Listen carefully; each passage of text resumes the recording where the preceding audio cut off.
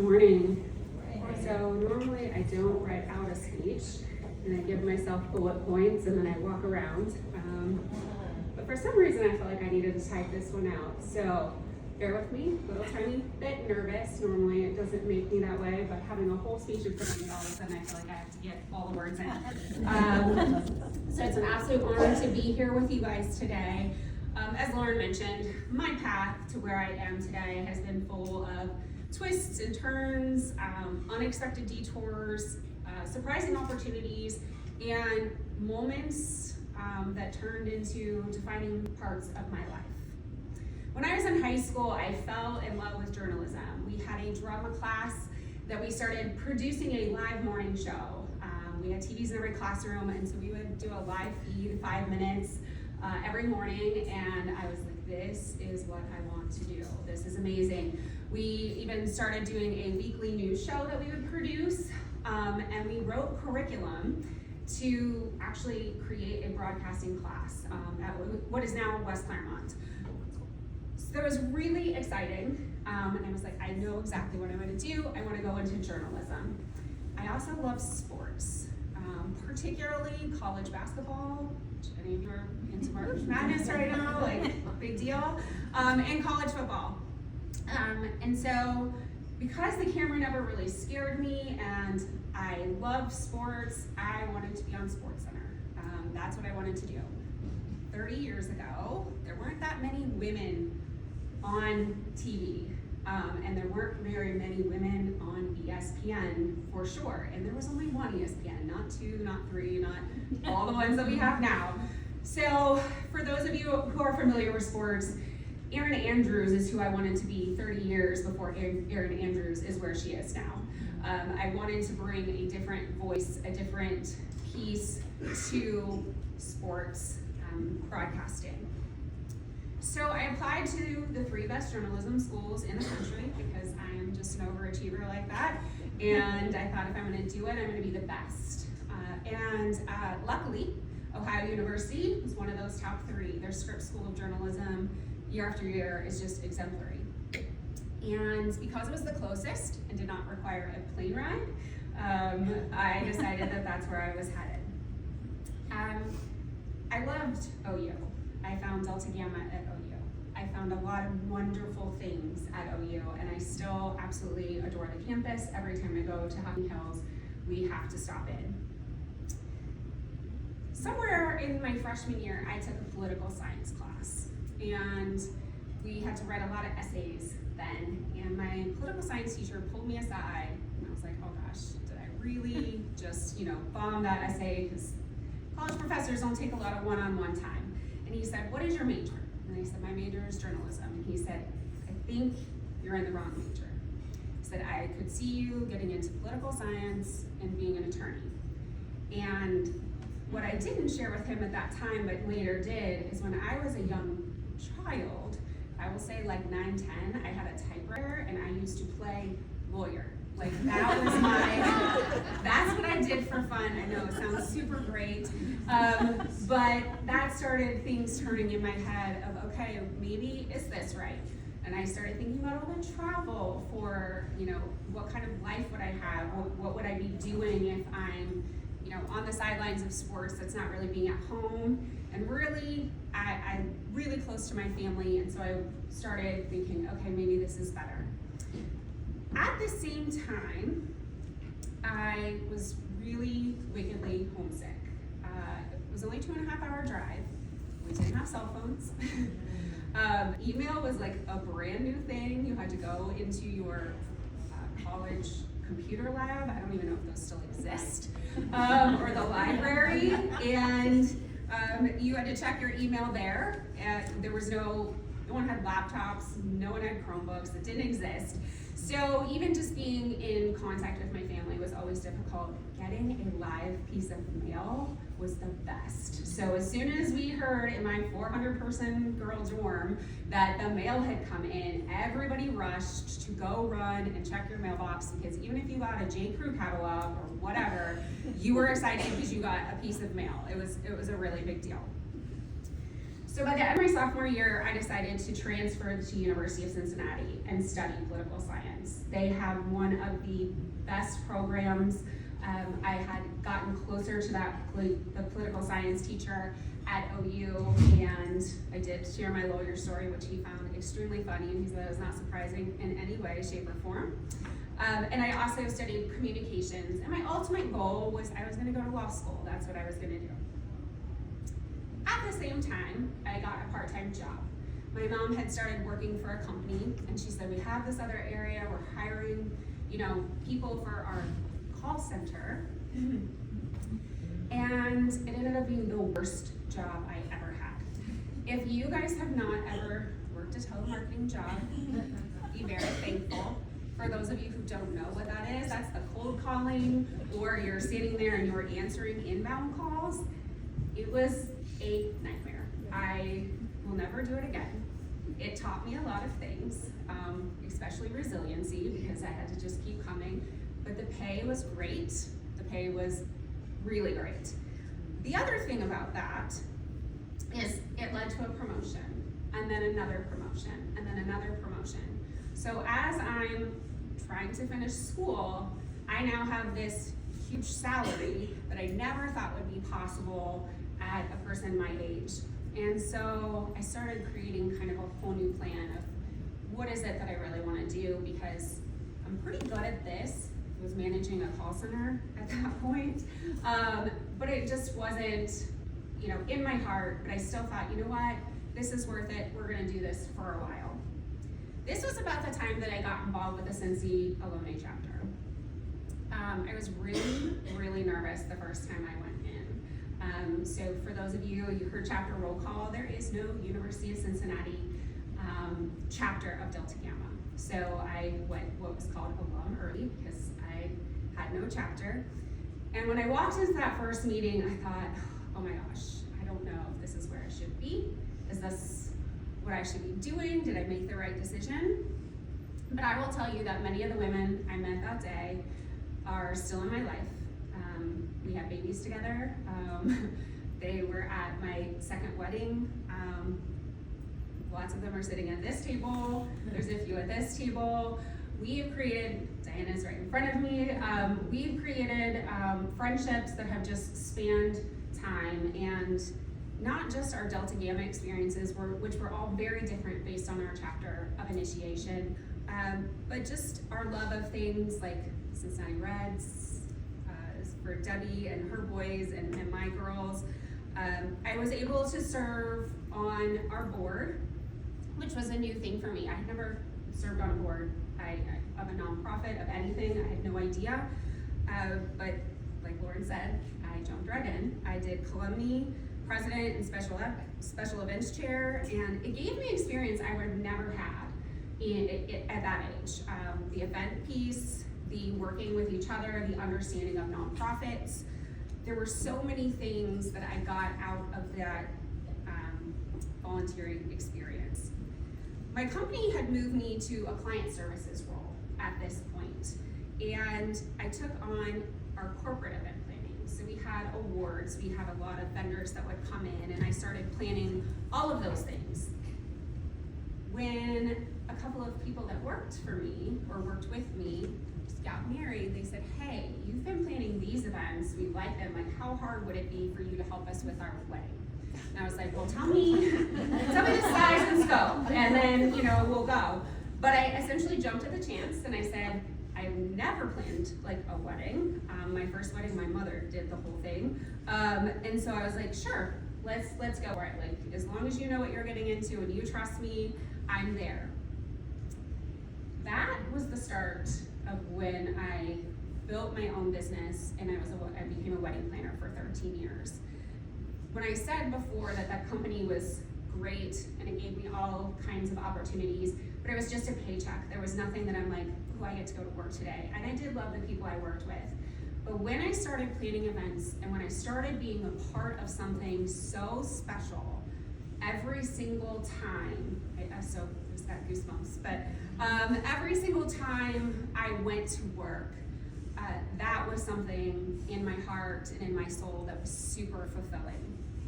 And so I slowly built a client base, and my event planning business was born. So as a wedding planner, every day was different.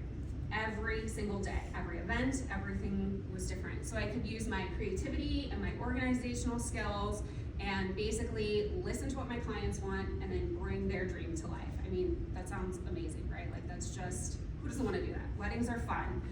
I built a company, we had employees, we had interns. There is a magazine called The Knot Ohio, and if you have ever known anyone to get married, it's a pretty prestigious magazine, and we got to plan their Ohio event in Cincinnati twice, and it was the only wedding planner to ever get to do that. And to this day, when I see photos of that event in the magazines I kept, I'm just blown away that I ever got that opportunity just because two women said, hey, do you think you could help us plan out our very small event? So after my 13th year, I will also mention this because it goes back. I was a regular contributor on Fox 19 morning show. So I did Frank Marzullo's wedding, and then he started to invite me to come. So I got to live a little bit of my broadcast dreams by getting to be on that morning show. My youngest daughter went on a couple times with me, and so I did get to live a little bit of that broadcasting. I think I would have liked it. I wouldn't have liked the travel, but I was totally comfortable in front of the camera, so that was another benefit to doing what I was doing. Somewhere around my last year as a wedding planner, which I didn't know was my last year at the time, everything kind of started to shift inside of me. I had 4 kids by that time. My youngest, I'm gonna say, was allergic to sleep. Even to this day, she's 14 now, and she still struggles with sleep, but she did not sleep for 5 hours at a time until she was 2. And so having a child like that at home, plus 3 older ones who were starting to get involved in all kinds of things, I was finding the time away was making my job less exciting. It was making it not as meaningful, because I felt like I was missing a lot at home. The long hours, the weekends, and then personally just some of the general wastefulness of the industry I was in, where we would be spending, I had a client spend about $20,000 on just flowers, and then they just go away, they get tossed, and unless you repurpose them and take them places, which we did sometimes. That one I could not handle throwing all those away, so we took a lot home, and then we took them to some nursing homes and things like that. But that kind of got in the pit of my stomach, was like, maybe this isn't where you need to be anymore. I wasn't fulfilled by the logistics, by the beautiful floral arrangements, by the experience, and I wanted to start creating more of an impact, doing something that was meaningful, that when my kids grow up, they can say, my mom was a part of this. So I took a leap. It was a very big leap. I decided to go on my own and again, start my own business, working with nonprofits and small businesses to tell their stories, to build relationships, and really just to make a difference. That is what I wanted to do. My first nonprofit role was with Beach Acres, and I met a woman named Sharon who unknowingly changed my life. She was one of those people that when you're in the room with them, you just feel positive and happy, and they feed into you and buy into you and want you to succeed. And if you haven't had someone in your life like that, find a mentor. It is so worth it. I cannot explain what it feels like when someone invests their time in you and says, you can do this, and I believe in you, and we're gonna get there. Sharon was like anyone I'd never met. She introduced me to what I call unbridled empathy. She had a way of looking at every situation and finding out how to connect with someone. What had they been through? What had they experienced? How can we look at this in a different way and be helpful instead of judgmental? And I'd never had anybody like that. She championed me, and together we invented new programs at Beach Acres. For those of you who don't know, they do foster families. They train foster families, they do a lot of parenting education, they do a lot of, one of my favorite events is they called it Mean Girls at the time. And it was about how girls are just so mean to each other and preparing your middle schooler for what that might be like. And when I first read that curriculum with her, I said, this just doesn't feel good. And yes, did I have girls who were mean to me growing up? Absolutely. I still remember vividly a couple of friends like randomly turned on me one day and said, my body looked like it came out of a graveyard. That was like second grade. So I get it. Like I remember that like girls can be mean. But I also knew that there was another message. It doesn't have to be that way. And us labeling somebody a queen bee isn't any more beneficial for them than it is for us. So when we rewrote that program, we rewrote it as, how do we make it better? If your daughter experiences this, how do we make it better? We took out all the labels, we made it more positive, we encouraged girls to lift each other up and to see the positive in each one, and that was one of my most favorite things that we did while I was there. And that lasted for about a year. So we did do a lot of programs, but that one in particular, because of the impact that we saw that it had on especially those middle school girls and parents, and just looking at things differently, I think had impacts that just rippled and rippled and rippled. And my only regret is Sharon passed early, and I never really got to explain to her how much she meant to me, because I didn't realize the impact until much later. Did I feel fulfilled at work? Yes, I did. Did I love going to work? And did, Sharon was a friend and a mentor, but I never really saw how much she changed my life until I looked back and said, what was that defining moment? What was that piece that not only was I shifting my focus, but what actually was the catalyst? And to me, that was Sharon. She was the person who made me realize that my choice to leave a very successful business and do something meaningful, she was my sign that it was all worth it and that I was on the right path. So about 11 years ago, we moved to the school district where my husband grew up. It's much more rural than I was used to. It's a small district. All the buildings are on one campus. And the total student population then was about 1,400. So you're looking at maybe 100 kids per class. My daughter Grace is here, and her class had about 125, and that was a big class. I knew it was less affluent than the Anderson Township neighborhoods that we had lived in and had just left. But I didn't really fully grasp that until one of my son's new friends came over to visit our house. And we don't have an extravagant house, but it's a 2-story house. And he walked in, and he looked around and he said, wow, you have stairs? I have never been in a house that had an upstairs. And clearly it still affects me, but that moment stopped me in my tracks. It was a wake-up call for me. I suddenly saw, in very stark contrast, the levels of poverty and income inequality that I've been largely shielded from as a child, as an adult. As a child, I think I was a little blissfully ignorant of how I grew up, because now looking back, I just realized my parents did a great job of providing for us and never making us feel like we needed anything.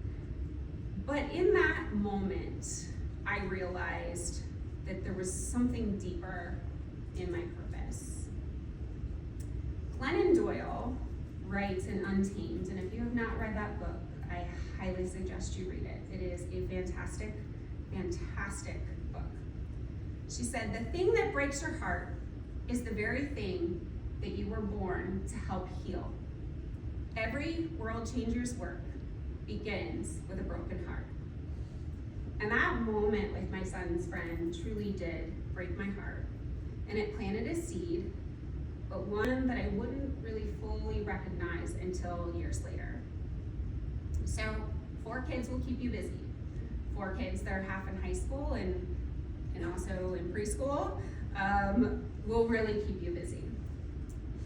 So we spanned in our district from high school to preschool, like I said, and through them, I got to know different families in our community. We attended events. I spent a lot of time on the sidelines and showing up for different school activities. So we got involved. We started coaching, volunteering, joining committees, but I couldn't shake the feeling that I could still be doing more. That's kind of a little piece that I'm always thinking, how can I do more? But I realized that what had broken my heart several years before, seeing the realities of the very stark poverty that was happening in our own community, was still pulling at me. It pushed me to rekindle my passion with politics, and I started researching school funding. If you are friends with me on Facebook, you are probably really sick of hearing about school funding right now. But what I found out about my district and just about Ohio school funding at the time just blew me away. There was a direct correlation between wealth and what were considered good schools, and there wasn't a lot of help for districts like mine. So in 2019, I ran for the school board. I thought I'm gonna start somewhere. So I got elected. I was one of 3 people elected. I am not from our town. The fact that I got elected now twice still shocks me. When you are from a small town, everybody knows everybody and everyone is from there. I just happened to marry one that was there. Just now, about 15 years later, I'm starting to feel like that's my home and that's my community and I belong, but it's still a little bit different. So I got elected in 2019 and I started in January of 2020. 3 months later, COVID hit. And being on the school board is a really crazy, scary thing when you've never been in politics before, you've never done anything, you've never been elected official, and then you get handed a once in a lifetime crisis that no one has ever been through. It was a lot. It was a lot. Our district spans 75 square miles. That is a really, really large district. That's about taking, I don't know where you guys are all from, but a district the size of like Milford and times it by 10. But we still have that tiny, small population. When our only grocery store in town, which was a family-owned IGA, closed, we became a food desert in a farming community. And what does that mean? That means we had no access to fresh produce within 20 minutes of our home. I live 7 minutes from our school, and it takes me 20 minutes to get to one of like 5 Krogers. There are 5 within 20 minutes, but I still have to go 20 minutes. If I forget a potato, potatoes for a recipe, or my tomato goes bad, that I'm making a new recipe. I'm not driving 20 minutes back and forth to go get something. So back to the COVID piece. When I realized our school was going to take care of the students, so they were providing breakfast and lunch for them, we were putting them in buses and going to different sections of our community. There were about 11 different buses that you could go pick up meals from. I started to think about our parents and our elderly and thinking, how are they going to survive this? And a lot of them were hourly wage workers where in the service industry, where those jobs, in addition, you weren't going, you were just at home. So that idea I had a long time ago came back. So I contacted a few pantries that I had been involved with, and I said, how can I make this work? So we started it by loading up things in the back of SUVs and going wherever the buses were. And we delivered things like toiletries, we delivered things like dinner meals, anything that I could get donated, that's what we did. That built and built and built. So during COVID, we relied on these emergency boxes, and they were full, but the items in them weren't always what I would call practical. Bags of dried lima beans. I've never eaten a lima bean, let alone cooked dried beans. It's just not how I grew up. So I was like, if I'm gonna give this to people, what good is it if there's nothing, if they don't know how to use it? So I started looking up, what can I do with dry lima beans? And what would a kid actually eat that uses lima beans? So I found out you can make tortillas out of lima beans. Crazy, but you can. So you can make, it's a process, but we all had a lot of time on our hands during COVID. So we started putting those recipe cards in, and that idea, providing full meal kits instead of just random pantry items, became the model of what is C&E Cares today. That is a food pantry that I'm the executive director of that is still in existence. We just hit our 5 years last week. And just that simple idea of how can I give this to somebody and then you have no idea, I'm not really helping them, right? It's just making me feel good, but I'm thinking about you going, what are you gonna do with that when you get home? Because I wouldn't know what to do with it for sure. So we applied for nonprofit status. We kept growing. We moved 3 times in the district, and we basically built the infrastructure from the ground up. I had no idea what I was doing. I had volunteered at a food pantry before, but running a nonprofit, absolutely not. Had no idea. So during the same time, my work in education advocacy also started to take off. I got involved at the state level, working with the Ohio School Boards Association. And I speak with lawmakers about education policy, education funding. I did have a group ask me to run for state office recently, but I think I'm good where I am right now and finishing school board, and then maybe we'll talk about it. But the funny thing is that even though I'm not a lawyer, I find myself constantly analyzing laws and policies and bills, using knowledge that I never ever thought that I would. And honestly, maybe I still don't really know what I want to be when I grow up. But I do know this. Passion isn't always a lightning bulb moment. It's a process. It's a collection of skills, experiences, values that shape who you are as a person. It's about saying yes to opportunities that stretch you and scare you and make you really nervous, and no to things that don't align with your purpose. It's about being open to change and evolution, because your passion is going to grow and change just like you do.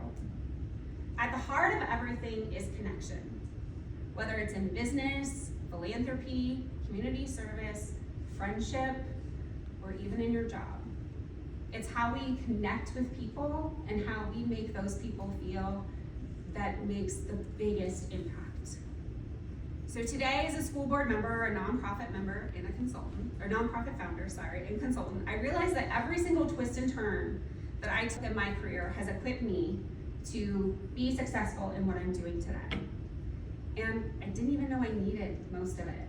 I didn't even know that all of those tiny little experiences all along the way built me to be this person. I can see now that every experience, every job I loved, every job I hated, every role that stretched me, and every unexpected turn was shaping me into the person that I was meant to be. Dolly Parton is one of my absolute favorite humans on the planet. I think she just exudes joy, she gives back, she is wickedly honest and just talented.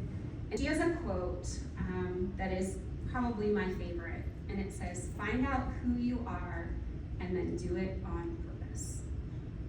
So my message to you is this: don't be afraid of the unexpected. The major you choose, the first job you take, the path you think you're on right now, it might change, and that's absolutely okay.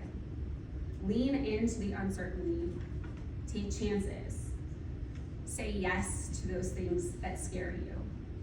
Speak up when you need to, even when your voice shakes. And most importantly, trust that your experience, even ones that don't seem to fit at the time, are shaping you into the person that you're meant to become. Delta Gamma taught us to do good.